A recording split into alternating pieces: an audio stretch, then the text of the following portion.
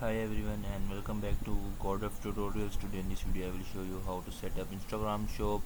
So just copy the same steps so that you don't have to do the mistakes. First of all, you have to open your Instagram, then go to your profile. Here you have to click on edit profile.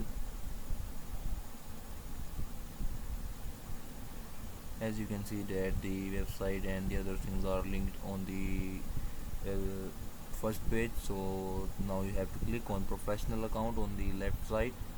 On this page you will see the shop, the Instagram shop, that and you have to enter all the certain things such as your mobile number, your WhatsApp number, which will link you to the business.